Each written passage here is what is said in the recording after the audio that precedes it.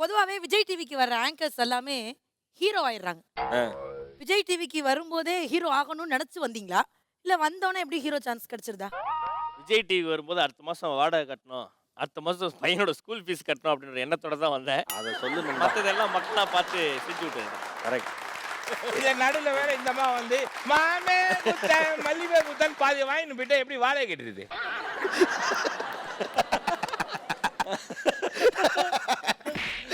இச்சி இச்சி இடுப்பெல்லாம் இறங்கி போச்சு இஞ்சி உங்களுக்கு பிடிச்ச மேல் ஆங்கர் யாரு சார்? நம்ம விஜய் டிவி ஷோல. எனக்கு பிடிச்ச மேல் இப்ப ஆங்கர் நெறைய பேர் அப்படின்றது இருக்காங்க. இல்ல, ஒரு 4, 5 பேர் தான் இருக்கிறாங்க.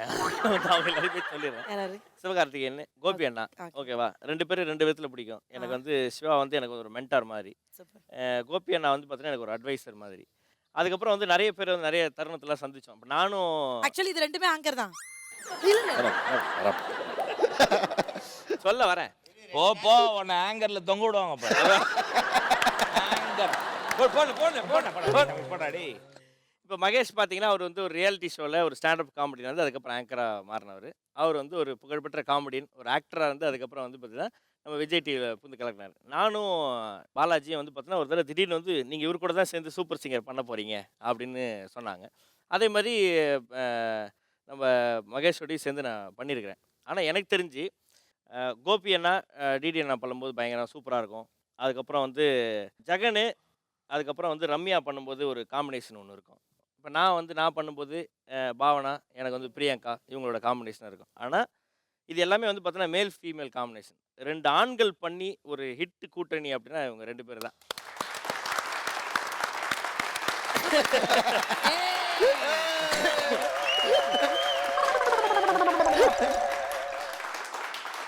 இல்ல நீங்க ஹீரோ ஆகணும்னு நினைச்சீங்களா சார்? இல்லைம்மா, அதெல்லாம் ஒரு ஆக்சிடென்ட் தான். ஹைவேஸ் நடக்கிற ஒரு பெரிய ஆக்சிடென்ட். அப்படின்னு தான் நீங்க ஹாஸ்பிட்டல் தானே போனோம், ஏன் ஸ்டூடியோவுக்கு போனீங்க? அதான் இனிமேட் போயிடுவேன். அன்சிகா அன்டைம்ல அன்லிமிட்டட் மீல்ஸ் சாப்பிட்டு இப்படி கண்ணாபண்ணா இருக்க. Go to your work. Actually நான் இங்க தான் சார் ஒர்க் பண்றேன். நான் தான் சார் ரிசப்ஷன் லிஸ்ட். உங்களுக்கு என்ன காஃபி டீ வேணாலும் டைரக்டர் சார். லிஸ்ட்ல என்ன இருக்கு? ரிசப்ஷனிஸ்ட் வந்து காஃபி எல்லாம் கொடுப்பாங்க. பியூன் கொடுப்பாங்க.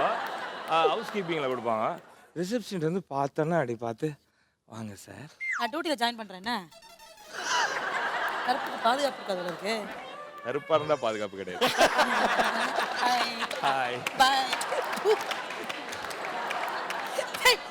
பரவாயில்ல, எனக்கு பாதுகாப்பே இல்ல. இப்பெல்லாம் கொடுத்தா எப்படி இருக்கிறது நானே? கடைசி வரைக்கும் எங்களுக்கு என்ன பயனா அந்த மனுஷன் பாலும் குழியில விழுந்துருவாலும் தான் பயமா இருக்கு.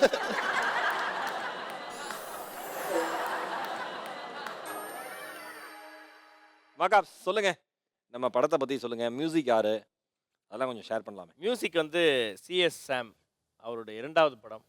ஃபுல் எக்யூப்டாக நல்லா லைவாக வாசித்த மாதிரி இருக்கக்கூடிய இதை வந்து டவுன்லோட் பண்ணி நீங்கள் போடலாம். ஆனால் சிஎஸ் சாம் என்ன பண்ணாருன்னா, நிறைய பேருக்கு இதனால் வந்து வேலை இழந்தவங்க நிறைய பேர் இருப்பாங்க, மறக்கப்பட்டவங்க நிறைய பேர் இருப்பாங்க. அவங்களெல்லாம் திருப்பி கூப்பிட்டு இந்த ஆல்பத்தில் வந்து அவர் போட்டிருக்காரு.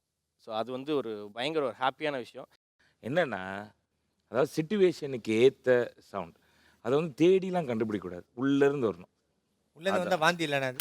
அது மியூசிக்காகவும் வரலாம் சில time. Original sound track create பண்ண ஒரு ஆளுக்கு அமேசிங்காக மியூசிக் வாசித்தர் பாடியிருக்காரு. ப்ளஸ் தம்பி எழுத வர செஞ்சுக்கிறீங்கல்ல. அப்படியா? லிரிக் ரைட்டரும் கூடவா? ஆமாம், கொஞ்சம் இங்க மீதி வா